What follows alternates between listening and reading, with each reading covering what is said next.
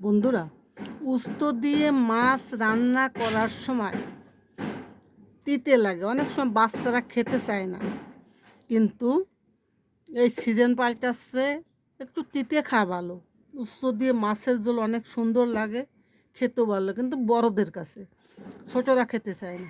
ছোটদের খাওয়ার জন্য উস্তো দিয়ে রান্না করার সময় কিছুটা কিছুটা জল গরম করবেন। জল গরম করার পর কিছুটা চিনি দিবেন।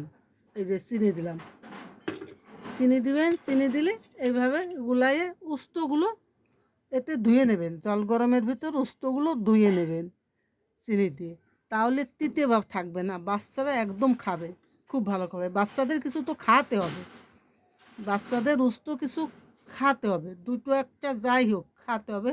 আমরাও খাই, কিন্তু খাওয়ালে ভালো হয়। আর বড় মানুষ তো খাই, তিতে হলেও খায়। এই জন্য উস্তোতে রান্না করার সময় উস্তোটা ওইভাবে করলে উস্তো আর তিতে থাকে না। যদি আমার ভিডিওটা ভালো লাগে, আমাকে লাইক কমেন্ট শেয়ার দেবেন। আমি সবিতা কুকিং হাউস থেকে জানাচ্ছি অনেক অনেক ভালোবাসা ও প্রণাম। এই যে আমি মাছটারে ধুয়ে মুছে নিয়ে আসছি। এখন আমি উস্তো এইভাবে করেছি, আমি রান্না করব সামান্য জিরে বাটা দিয়ে।